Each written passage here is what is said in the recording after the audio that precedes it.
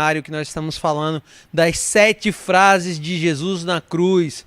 As 7 frases de Jesus, e essa é a aula 3. Seja muito bem-vindo, que o Senhor enche a tua vida de graça, de amor, de paz, de alegria, e que seja realmente um momento de crescimento espiritual para você, para todos aqueles que estão acompanhando a nossa programação. Vamos orar? Soberano Deus, mais uma vez te louvamos, engrandecemos o teu santo nome, declaramos, Pai, que tu és Senhor sobre as nossas vidas. Tu és o Rei soberano, o Rei dos reis, o Senhor dos senhores.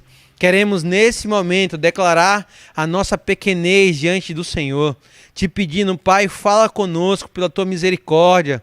Como diz a tua palavra, é a causa de não sermos consumidos a cada manhã. Senhor, muito obrigado pela vida dos meus irmãos, chegaram até aqui, que estarão, Pai, participando conosco desse momento, que haja crescimento, Senhor, nas nossas vidas, que haja, Pai, um entendimento de tudo que o Senhor falou na cruz, tudo que o Senhor quis expressar na cruz do Calvário. Louvamos ao Senhor pela tua entrega, pelo sangue derramado naquela cruz, porque, Senhor, nós queremos, de fato, fazer com que a tua obra seja recompensada através do nosso viver. Louvado seja o teu nome, te agradecemos, Espírito Santo. Fala conosco, faz em nós o que só o Senhor pode fazer. Crava as tuas verdades no nosso coração, para que assim, Deus, venhamos agradar ao nosso Pai amado. É assim que nós oramos e te agradecemos em nome de Jesus. Amém, queridos? Mais uma vez, seja muito bem-vindo. Hoje, a nossa aula, nós vamos falar sobre a terceira aula de hoje, nós vamos falar sobre a segunda frase de Cristo na cruz. Na primeira aula, nós falamos um pouco da introdução. Se você está chegando hoje, vai lá assistir, está aí no canal da Igreja Batista Central, TV IBC, Feira, então participa lá. A segunda aula foi a primeira frase de Jesus, quando ele disse, Pai, perdoa-lhes, pois não sabem o que fazem. A aula anterior, da semana passada, e a aula de hoje nós vamos falar da frase que Jesus exclamou, afirmando, estarás comigo no paraíso. Para quem Jesus falou isso? Nós vamos avançar aqui, texto lá em Lucas 23, 43, e Jesus lhe respondeu, em verdade te digo que hoje estarás comigo no paraíso. Essa é a versão Almeida do século 21. Então, nós vamos falar um pouco aqui sobre para quem Jesus afirmou isso. Quem ouviu isso de Jesus? Né? Para quem Jesus direcionou essa palavra? Por que ele estava ali? Né? Quem era esse ladrão?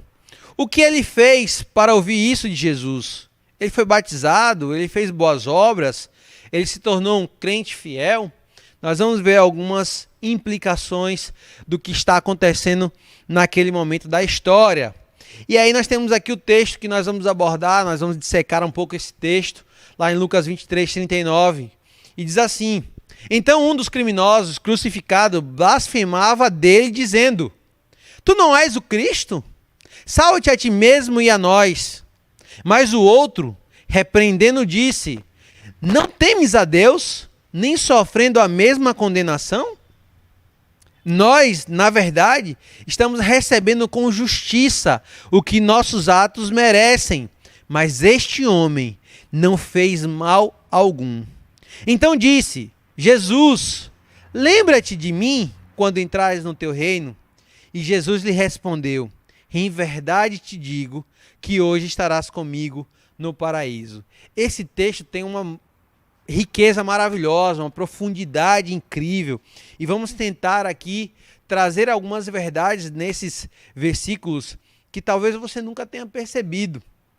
E nós vamos falar sobre os 4 pilares da salvação. Os 4 pilares que estão na cruz de Cristo. Mas antes de falar desses 4 pilares, eu quero falar desse primeiro ladrão, aquele que zombava de Jesus. E é interessante dizer que o evangelho, tanto de Mateus quanto de Marcos, fala que os ladrões zombavam de Jesus. Né? Eles estavam zombando de Jesus. Mas o evangelista Lucas, ele trata como se um estivesse zombando e o outro não. O outro defende Jesus. Né? Então é importante a gente perceber, eles estão falando do mesmo momento, mas talvez eles não tenham, pela distância que estavam, ou quem narrou isso para eles não estava próximo o suficiente para ouvir o que se falava, o que esse segundo ladrão disse, mas ouviram muito bem o que o primeiro ladrão disse. Então essa é uma explicação para que, na verdade, não estavam os dois zombando. Já tem aqueles que dizem que os dois estavam zombando, mas depois que o segundo ladrão viu Jesus orando ao Pai, pedindo que perdoasse os agressores, aí ele teve uma mudança, ele teve uma nova percepção de quem Cristo era. E aí por isso que ele afirma o que o evangelista Lucano, o Evangelho de Lucas, nos apresenta. Mas o fato é que o primeiro ladrão, ele quer uma salvação sem compromisso. Olha o que ele diz: tu não és o Cristo? Salva-te a ti mesmo e a nós. Ele quer simplesmente ser salvo. Ele cometeu algum delito, algum crime, e a pena era a crucificação, o que seria a pena de morte. E aí é interessante perceber que ele está querendo simplesmente ser salvo. E aí, quando nós paramos para pensar um pouco, que muitas pessoas vêm para a igreja, buscam a Jesus, buscam o evangelho, porque simplesmente querem ser salvos. É aqueles que querem só se livrar do inferno. É aqueles que querem simplesmente se livrar das suas penas, dos seus crimes, da penalidade das suas transgressões. Então tem aqueles que só querem ser salvos. Então, alguns dizem assim: o que eu preciso fazer para ser salvo? Já o evangelho narra que uma pessoa se aproxima de Jesus e diz: o que é necessário para ser salvo? E Jesus vai dizer assim: guarda os meus mandamentos. Eu já faço isso. Aquele jovem rico. E aí Jesus disse assim: agora larga tudo que você tem, dá aos pobres e me segue. E aí ele, porque ele só queria ser salvo. Ele não queria servir a Jesus. Ele só queria ser salvo. Eu não sei qual é a tua intenção, eu não sei como está a intenção do teu coração até aqui. Se você está servindo a Jesus simplesmente pelo medo do inferno. E eu não estou dizendo que não é para ter medo do inferno. Nós precisamos temer o inferno, sim. É um lugar horrível, mas não deve ser essa somente a nossa intenção. Servir por servir. Nós temos que ter algo muito mais profundo, que é o que esse segundo ladrão faz. Então nós vamos diferenciá-los, o primeiro ladrão e o segundo ladrão. Então olha só, avançando aqui, nós vamos falar agora sobre os 4 pilares da salvação. E o segundo ladrão, ele entendeu muitas coisas, e nós vamos ver algumas delas aqui. Olha só, o primeiro pilar da salvação, ele reconhece a divindade de Cristo. Ele reconhece que aquele homem estava escarnecido, estava chicoteado, sangrando, que estava com a coroa de espinhos, que estava morrendo de uma forma vergonhosa, que a crucificação era algo vergonhoso. Esse homem era Deus. Olha o que esse ladrão afirma no versículo 40. Mas o outro, ou seja, esse segundo ladrão, repreendendo-o, disse: não temes a Deus, nem sofrendo a mesma condenação. Ou seja, ele está dizendo: você não teme esse homem que é Deus, que está sofrendo a mesma condenação que eu e você estamos recebendo? Então ele reconhece, esse é o primeiro pilar da cruz de Cristo, da salvação em Cristo Jesus. É a divindade de Jesus, a divindade de Cristo. Esse é o primeiro pilar. E na nossa caminhada nós precisamos o tempo todo reconhecer a divindade de Cristo em nós. Senão não é possível servir a Ele. O segundo pilar é o merecimento da morte. Olha o que esse ladrão ainda afirma. Nós, na verdade, estamos recebendo com justiça o que os nossos atos merecem. Ele está reconhecendo que ele é miserável, que ele é pecador e que ele merece morrer. Eu e você também precisamos reconhecer isso. Nós precisamos entender que o que nos espera sem Cristo é a morte, é o inferno, é o sofrimento, é a dor, é a angústia. Você não é capaz de se salvar, eu não sou capaz de me salvar, nenhum homem, não há um justo sequer, todos nós pecamos, como diz Romanos 3:23, todos pecamos e estamos destituídos da glória de Deus. Ninguém é capaz de se salvar, todos nós estamos distantes de Deus pelos nossos pecados. Então eu não sou capaz, você não é capaz de se salvar pelas suas obras, pelo seu merecimento. Não acho que é meritocracia a salvação. Então esse é o segundo pilar, é o merecimento. Nós entendemos a nossa natureza pequena diante de Deus, que nós somos incapazes de nos salvar. Então o merecimento da morte, olha, nós merecemos a morte, nós merecemos o castigo.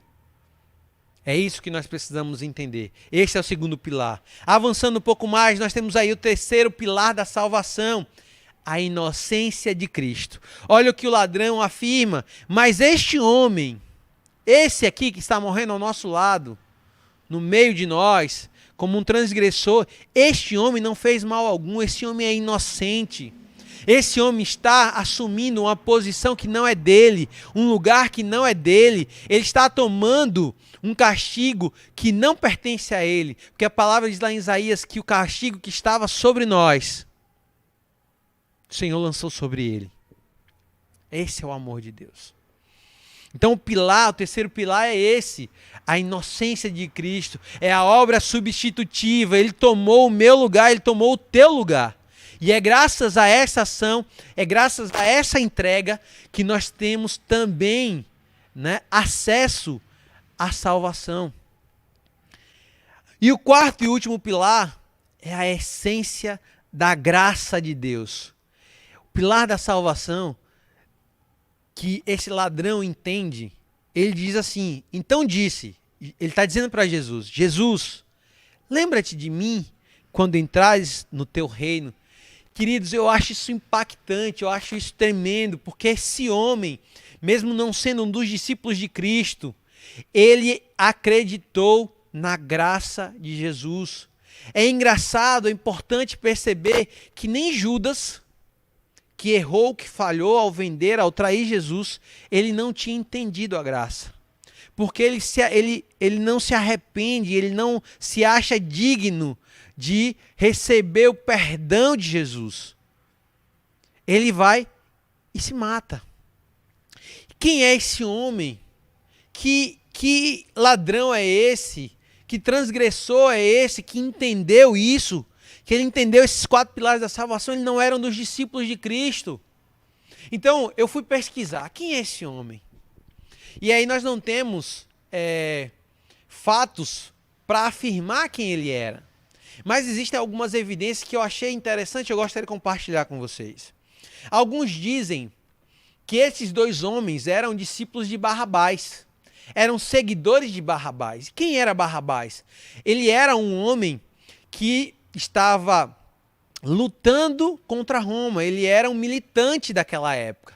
Era alguém que não estava satisfeito com a opressão romana e que estava arrebanhando discípulos, seguidores, para levantar uma batalha contra os romanos. Então ele fazia motins contra Roma, né? Ele matava pessoas, ele assaltava, então ele era um justiceiro. Esse era Barrabás. E provavelmente esses homens eram discípulos de Barrabás. E a evidência disso é que o lugar de Cristo era para ser de Barrabás. Barrabás estava para ser crucificado.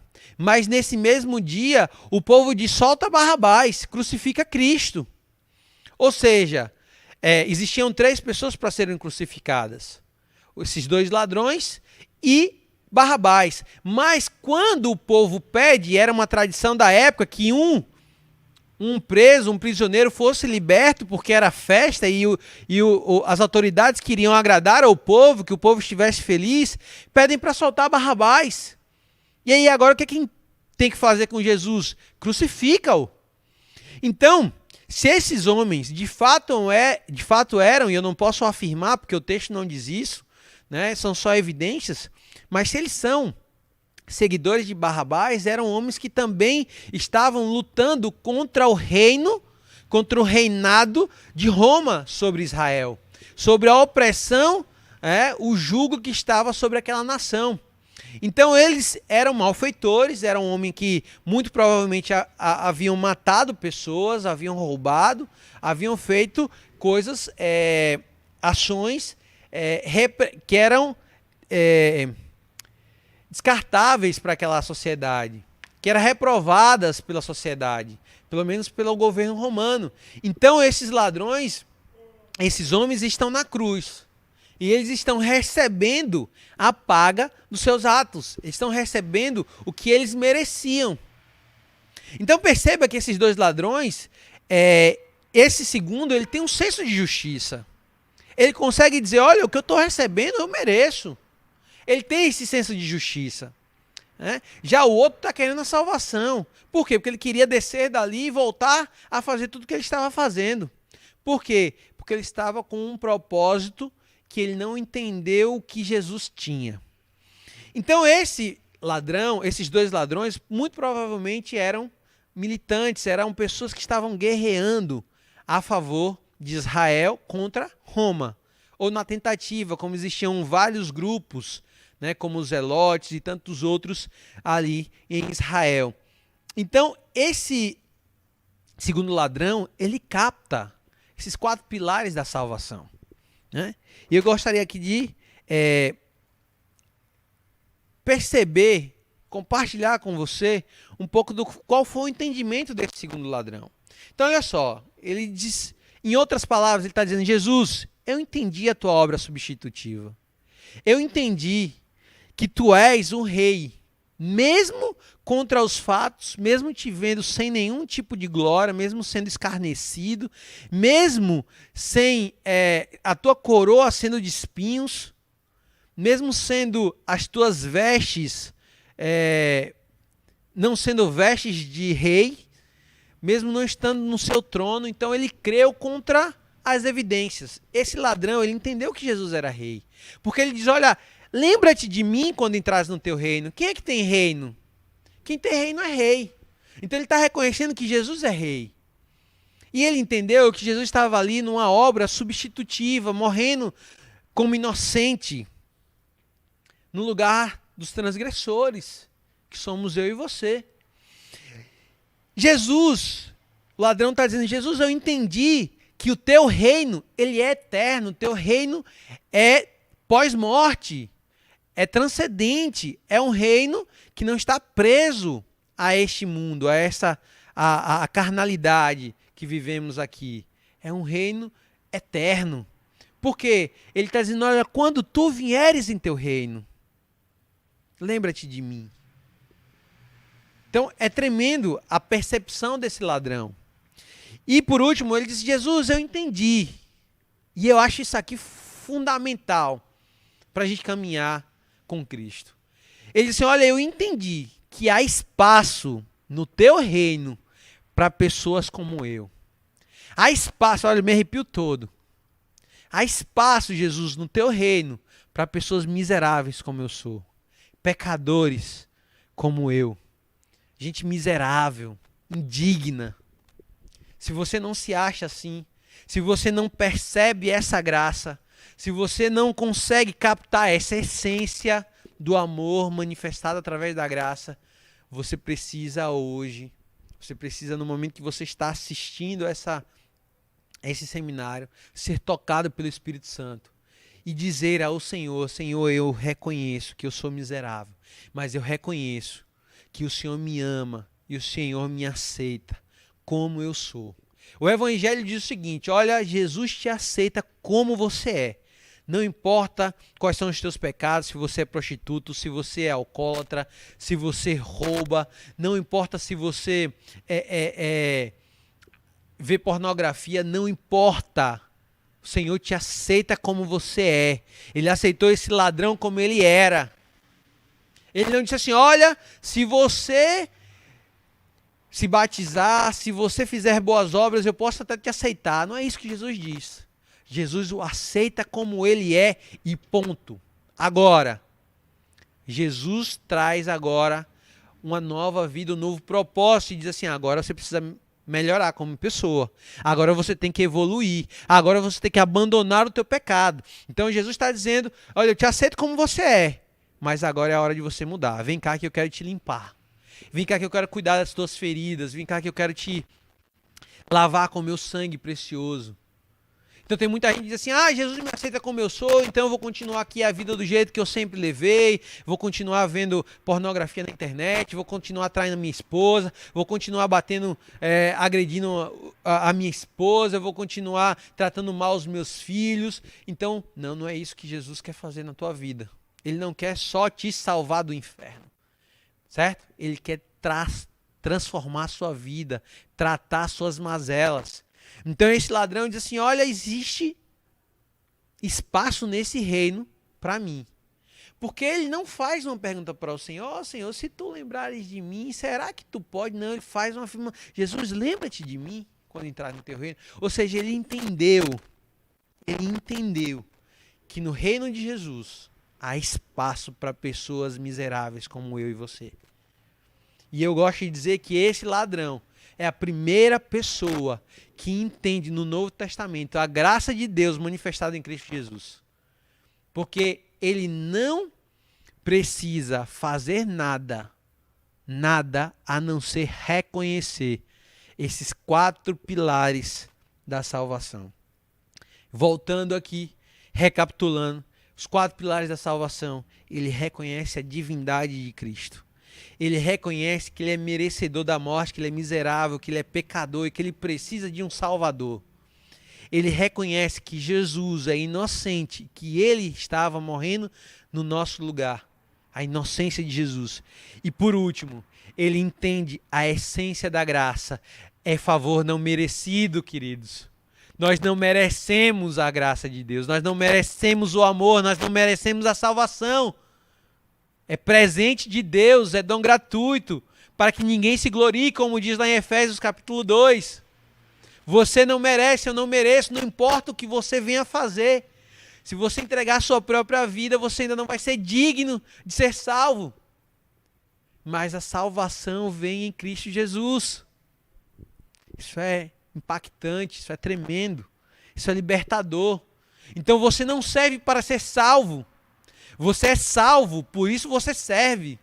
Você não obedece para ser salvo. Você é salvo e por isso você obedece. É diferente. A gente precisa mudar essa chave.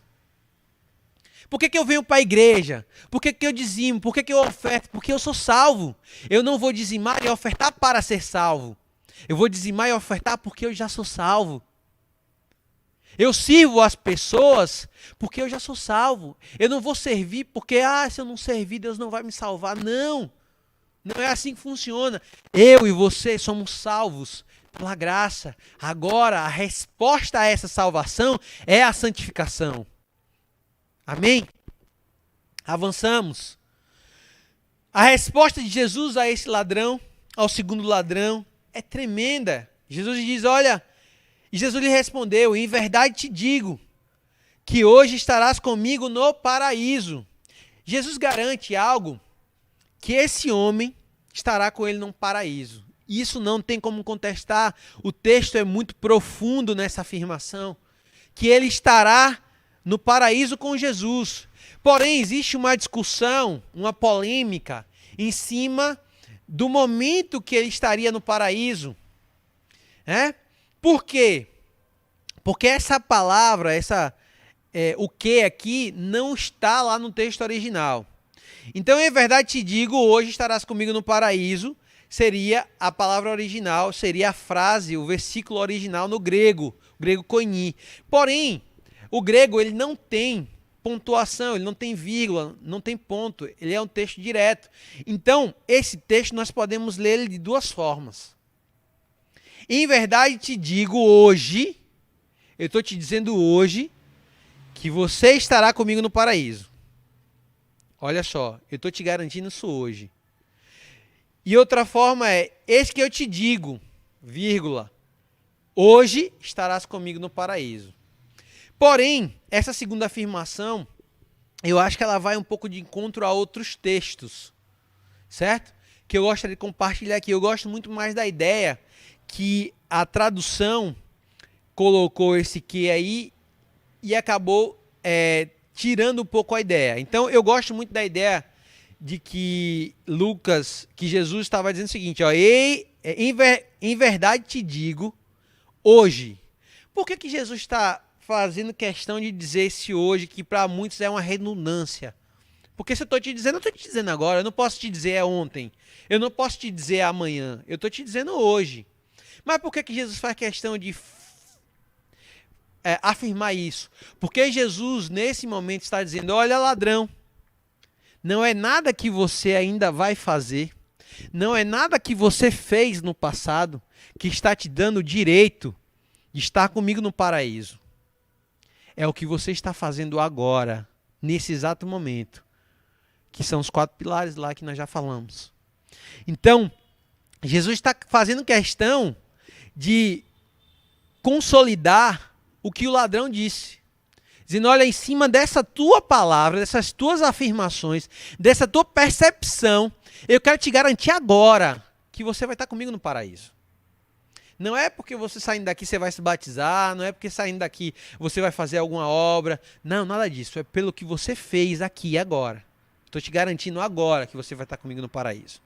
Então veja só, olha o que acontece em João. João capítulo 20, versículo 17. Depois que Jesus é morto, os discípulos pegam ele, levam para ser sepultado em um lugar, colocam uma pedra. E aí no domingo, Jesus é crucificado na sexta, ele é morto na sexta. Né? Mas ele ressuscita no domingo. E no domingo pela manhã, bem cedo, Maria vai até o sepulcro, vai até o túmulo de Jesus. E ao chegar lá, vê a pedra, o túmulo aberto, e vê 2 anjos. E aí ela pergunta, ela chora porque ela não sabe que são anjos, então ela diz, vocês levaram o meu mestre, onde vocês colocaram o corpo dele? E aí Jesus, o próprio Cristo, aparece para ela. E quando ela diz... Quando o Senhor Jesus diz Maria, ela reconhece e usa uma expressão no hebraico, Rabone, mestre, você está vivo. E é como se ela fosse abraçar Jesus. Ela vai tocar em Jesus, ela está alegre porque ela vê o mestre dela, o Jesus, o Cristo ressuscitado. E aí olha só o que acontece, versículo 17, Jesus disse-lhe ainda, não me segures, não me toque, pois ainda não voltei para o Pai. Mas vai aos meus irmãos e dize-lhes que estou voltando para o meu Pai e vosso Pai, meu Deus e o vosso Deus. Por que isso aqui ajuda a gente a entender lá Lucas 23? Porque isso aqui já é o 3º dia depois da sua crucificação. Então Jesus, quando ele morre, ele não vai direto para o paraíso. O texto vai dizer que ele passa... ele mesmo dizendo que era necessário que o Filho do Homem passasse 3 dias no centro da terra.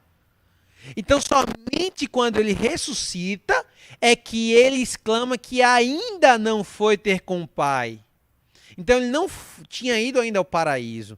Então, cai por terra essa ideia de que seria na sexta-feira que ele estaria com o ladrão no paraíso. Ou seja, essa ideia que nós temos que quando nós morremos, automaticamente já vai para o céu. Ou para o inferno. Não. Nós dormimos. Nós vamos ler um outro texto daqui a pouco que o apóstolo Paulo também fala sobre isso. Então isso ajuda a gente a entender que na verdade o que Jesus estava dizendo era, olha, eu estou te dizendo hoje, ladrão, eu estou te garantindo agora que você estará comigo no paraíso. E uma outra coisa que nós precisamos perceber é que Jesus só garante para o segundo ladrão. Ele não faz a mesma afirmação para o primeiro, que queria simplesmente a sua salvação, mas não reconheceu quem Jesus era. Não reconheceu porque Jesus percebe a intenção do nosso coração. Jesus sabe se o teu arrependimento é genuíno. Jesus sabe se a tua confissão é de coração. E Deus sabe, Jesus sabe que aquele ladrão se converteu de forma genuína. Então, olha só o que o texto vai dizer aqui também, 1 Tessalonicenses 4,14. Olha o que o apóstolo Paulo está escrevendo aos Tessalonicenses. Porque se cremos que Jesus morreu e ressuscitou, também devemos crer que Deus, por meio de Jesus, vai trazer juntamente com ele os que já faleceram. Então, o que ele está dizendo? Os que faleceram, ele vai trazer. Ele vai trazer aqueles que morreram com Cristo. Versículo 15, afirmamos pela palavra do Senhor que nós, os que ficarmos vivos para a vinda do Senhor, de modo algum precederemos os que já faleceram. Ou seja, nós não vamos entrar primeiro no céu. Nós não vamos preceder aqueles que já morreram. Versículo 16: porque ouvida a voz do arcanjo e ressoada a trombeta de Deus, o próprio Senhor descerá do céu com um grande brado, e os que morreram em Cristo ressuscitarão primeiro. O que o apóstolo Paulo está dizendo? Que João também diz lá em Apocalipse, que quando o Senhor vier, aqueles que morreram com Cristo vão ressuscitar, e aqueles que estarão vivos vão também subir e encontrar com o Senhor, e aí nós vamos para o paraíso. Então o que acontece com quem está morto agora? Nós queremos que dorme um sono profundo, certo? Mas essas pessoas não vão ter a percepção de quanto tempo passou, ou seja, quem morreu há 1000 anos, há 2000 anos, não sabe. Quando ela ressuscitar, é como se ela tivesse morrido ontem. Eu gosto de dar um exemplo, como aquelas pessoas que passam anos em coma, né? Você pode passar 10, 15 anos em coma. Quando a pessoa acorda, para ela como se tivesse sido ontem um acidente, ou o problema que ela teve, ou o período que ela entrou em sono, como se tivesse sido ontem. Então nós precisamos perceber que nós estamos dormindo. As pessoas que que morreram estão dormindo. E aqueles que morreram com Cristo vão ressuscitar quando o Senhor voltar. É o que o texto está nos dizendo. Versículo 17: depois nós, os que estivermos vivos, seremos arrebatados com ele nas alturas, nas nuvens, ao encontro do Senhor nos ares, e assim estaremos para sempre com o Senhor. Ou seja, só aí é que nós vamos estar com o Senhor. Antes disso, então tem gente, eu quero antecipar aqui, quero encontrar logo com o Senhor, quero morrer logo. Não dá. Você vai junto com todo mundo. Ninguém está lá primeiro. Né? Tem gente que acha que é assim, quem morreu já há 10 anos já está aproveitando 10 anos do paraíso e a gente está aqui nesse mundo caído. Não, meu irmão, todos nós vamos ressuscitar, vamos encontrar o Senhor juntos, independente se estivermos mortos ou se estivermos vivos. É o que a palavra está nos dizendo, é o que corrobora com o que o apóstolo João vai dizer lá em Apocalipse. Tá? Então, isso também fortalece a ideia de que o ladrão da cruz lá, ele não está com o Senhor Jesus no paraíso. Ele está dormindo ainda, como todos os outros que morreram em Cristo. Certo? Então, olha só, a resposta de Jesus ao segundo ladrão. E Jesus lhe respondeu: em verdade te digo que, eis que te digo agora, eis que te digo hoje, você estará comigo no paraíso. Se você entender os 4 pilares da salvação, você também pode ouvir o Senhor te dizendo isso hoje. Você estará comigo no paraíso. Não porque você é uma pessoa boa, não porque você tem assistido as lives do pastor Jades, que têm sido tremendamente abençoadoras, não porque você é dizimista, não porque você ajuda alguém que carece da sua ajuda, alguém que está passando por necessidade. Não é nada disso. É porque Jesus, sendo Deus, se humilhou, se entregou no meu e no seu lugar. Amém? E a resposta a isso, a resposta que nós damos a isso, é fazer tudo isso que eu citei. Está tudo certo, não tem nada errado. Mas não deve ser essa a nossa motivação para conquistar a salvação. Não é na força do nosso braço, é na força do nosso intelecto, da nossa percepção em aceitá-lo. E aí tem uma historinha que eu vou contar no final que vai te ajudar também a entender isso. Então olha só. Então nós chegamos aqui ao final desse seminário. E aí eu quero contar essa história para a gente encerrar. E hoje eu vou conseguir encerrar cedo, né? Mas eu quero dizer que essa é uma afirmação que Jesus faz que é basilar para todo cristão, que é entender a salvação. E aí essa história vai nos ajudar, a história de um criminoso, de um homem que foi condenado, um homem que cometeu um delito grave e ele foi condenado à morte. Porém, ele era uma pessoa muito querida e alguns dizem que ele matou uma pessoa que havia se envolvido em uma briga e ele matou uma pessoa e a pena era a pena de morte. Pela forma com que ele fez, foi premeditado, enfim. E esse homem, era muito querido pela sociedade. E as pessoas vão até o governador e intercedem ao governador por esse homem, para que esse governador perdoasse, abrandasse a pena desse homem, ou até mesmo o perdoasse, porque o ato que ele havia cometido, né, tinha sido algo, vamos dizer assim, aceitável. E aí o governador, ele deseja conhecer esse homem.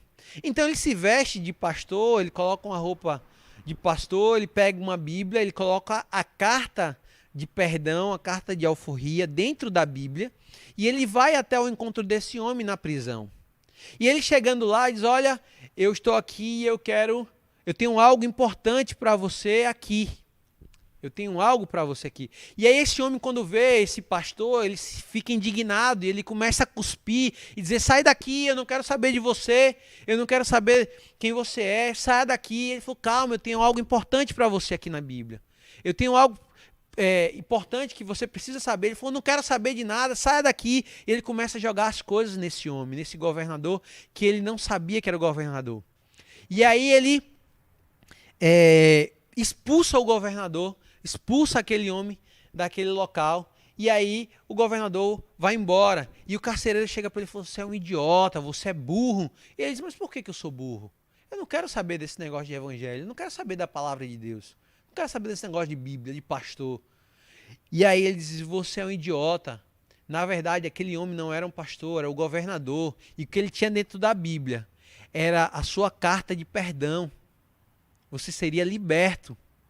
E aí, quando esse homem vai ser morto, quando ele chega para ser julgado, ser condenado, ele vai para a forca, é normal que as pessoas, é um ritual normal, dar a ele o direito de falar. E ele diz: olha, eu quero falar principalmente para os jovens. Eu não estou morrendo hoje pelos meus atos. Eu estou morrendo porque eu recusei o perdão. É a mesma coisa que Jesus faz conosco. Se você for para o inferno, se você sofrer a condenação dos teus atos, não é pelos teus atos, é porque você recusou o perdão de Deus. É porque você recusou o ato salvífico de Cristo na cruz. Então, se você está assistindo esse seminário, se você está aqui nos acompanhando, eu quero te fazer um apelo, meu irmão, minha irmã: aceite o perdão de Deus em Cristo Jesus. O próprio Jesus se fez essa carta e ele se entregou por nós, e a única coisa que nós precisamos é aceitar esse perdão. Existe uma outra história de dois homens que assaltaram nos Estados Unidos o correio, né? O correio não, o agente de entrega dos Estados Unidos, e eles foram condenados à morte. E um foi condenado, mas por já ter vários outros delitos, mas o outro não. E ele recebe uma carta de perdão, mas ele se recusa. Ele recebeu a condenação à morte, né? Porém, ele se recusa a aceitar o perdão do governo. O presidente emitiu uma carta perdoando ele, mas ele se recusa e ele vai ser morto também. Ele morre porque ele recusou o perdão. Porque ele diz: o meu amigo cometeu o mesmo ato que eu, então se ele morreu, eu vou morrer também. Mas ele não quis receber o perdão. O Senhor é da mesma forma. Ele está te entregando o perdão, mas cabe a você receber ou não. O Senhor não vai impor isso sobre você. O Senhor não vai te obrigar a nada. Ele é muito educado. Em Apocalipse diz: eis que estou à porta e bato. Ele está batendo a porta do teu coração. Se você ainda não fez uma aliança com Cristo, eu quero te desafiar hoje a aceitar esse perdão. Não importa se você é uma pessoa que tem boas práticas, não importa se você é um pecador, porque todos nós somos, não importa o nível de intensidade, de lama você tem vivido, o Senhor te recebe como você está. Ele quer te limpar, Ele quer te salvar, Ele quer te limpar com o seu sangue precioso. Cabe a você tomar o primeiro passo, que foi o que esse ladrão da cruz fez, esse segundo ladrão. Ele reconheceu os 4 pilares da salvação. Que você entenda isso também. Que você aceite esse perdão, essa carta de Deus para nós, que é Jesus Cristo. Amém? Que essa seja uma verdade do teu coração, que esteja cravada em você. E que o inimigo nunca use as tuas falhas para dizer que você não será salvo, porque você continua errando. Se você está lutando contra o pecado, eu quero te garantir uma coisa, você está no caminho certo. Continue lutando.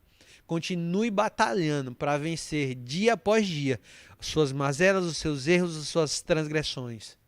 E o Senhor irá te salvar. O Senhor já te salvou.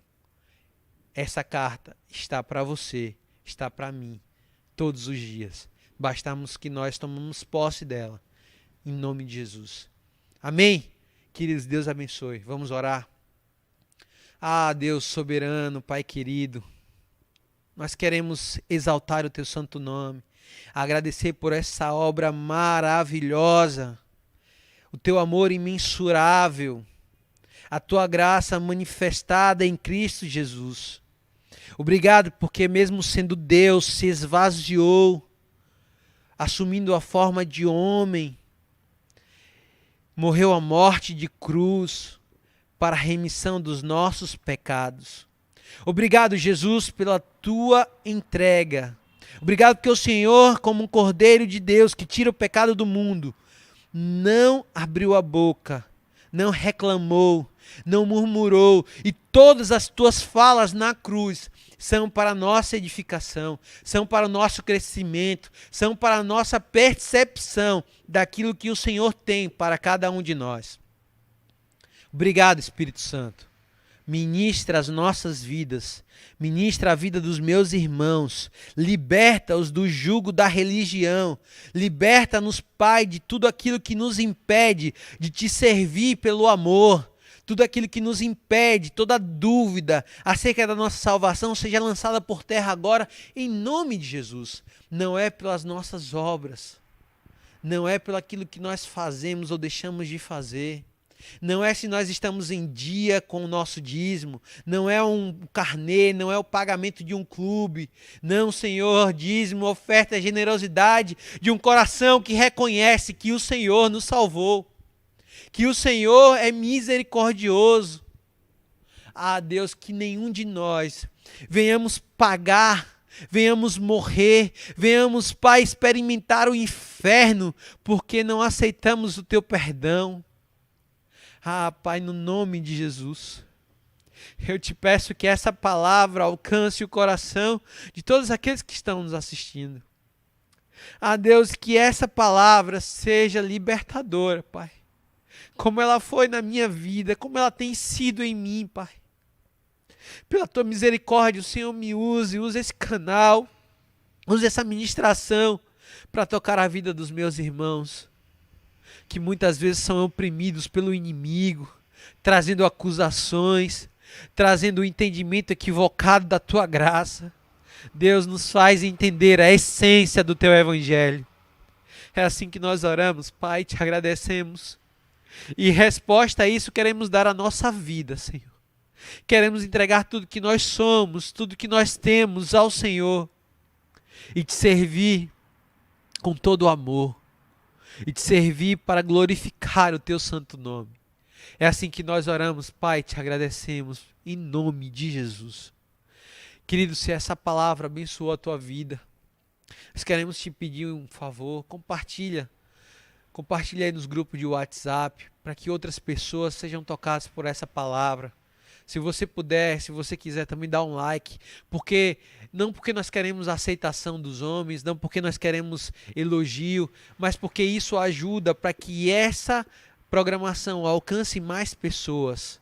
O apóstolo Paulo, quando ia ministrar a palavra de Deus, quando saiu em suas viagens missionárias, ele ia para cidades importantes, ele ia para cidades em entroncamento, ele ia para cidades onde circulavam muitas pessoas, porque ele ia também dentro das cidades para os lugares onde tinham pessoas, multidões, aglomerações, para que a mensagem fosse difundida. Então a pessoa... Vou dar um exemplo claro aqui. Se ele percebesse que tinha uma cidade como Feira, ele de forma nenhuma iria para São Gonçalo, pregar no centro de São Gonçalo. Ele vinha para o centro de Feira de Santana, por quê? Porque ele sabia que aqui pessoas de várias cidades, de várias regiões estariam no centro de Feira de Santana. Então ele vai para a cidade chamada Éfeso, ele vai para a cidade chamada Filipos, que é uma cidade importante, para que o maior número de pessoas ouvissem aquela mensagem e propagassem aquela mensagem. Então o nosso objetivo, o nosso propósito é que essa mensagem, que esse evangelho de Jesus Cristo alcance o maior número de pessoas. Então hoje nós temos a tecnologia, o YouTube, as redes sociais, o WhatsApp, que consegue levar essa mensagem a pessoas que nunca entrariam numa igreja evangélica. Esse conteúdo tem chegado em casas de pessoas que jamais entrariam numa igreja. Mas graças à tecnologia, graças à internet, graças a Jesus e o seu Santo Espírito que está em todos os lugares, esse evangelho está chegando ao maior número de pessoas. E nós já temos relato de pessoas que, ao ouvirem a palavra, ao assistirem os cultos pela internet, já afirmaram dizendo, quando a igreja retornar, eu quero fazer uma visita a essa igreja. Pessoas que nunca entrariam numa igreja em tempos normais. Então, quando nós pedimos o teu like, nós pedimos que você compartilhe, é simplesmente porque nós queremos que essa mensagem chegue ao maior número de pessoas possível. Amém? Posso contar com você? Deus abençoe vocês em nome de Jesus. Eu quero agora rapidamente aqui olhar aqui o chat, ver se alguém colocou alguma pergunta aqui. Rosália está dizendo, Jesus disse que o ladrão estaria com ele no paraíso naquele dia. Como pode isso se ninguém ainda vai para o paraíso? Já expliquei, então espero ter respondido aí, querida Rosália, Deus abençoe. Eu creio que graça e paz, mas certa vez ouvi esse versículo 23, dito por um pastor de uma determinada denominação, eu lhe asseguro hoje, você estará comigo no paraíso. Exatamente isso. Depois da palavra hoje tem 2 pontos, ou tem uma vírgula ali separando esse que eu te digo hoje, né? Então, corrige no comentário, certa vez ouvi, é isso aí, querida. Se você fez uma decisão, na descrição do link do vídeo vai ter aí um link que você pode acessar. Se você tomou uma decisão com um Cristo, nós queremos te conhecer, queremos te acompanhar.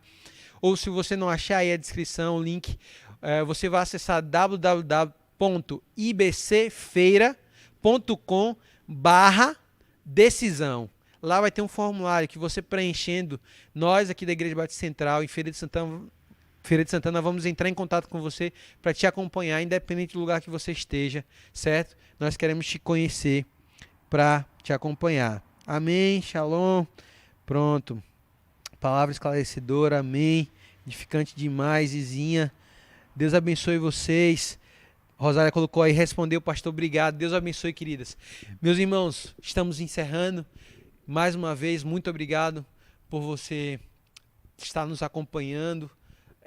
Se você puder, como eu já pedi, indique, acompanhe, compartilhe e dê o seu like. E que o Senhor enche a tua vida de paz, de alegria, de mansidão. E que nós venhamos estar, de fato, vivendo o Evangelho na sua essência. Como esse ladrão que entendeu o que é a graça de Cristo. Deus abençoe você, sua casa, sua família, o seu negócio, seu trabalho. E vão em paz e não pequem mais. Um grande abraço.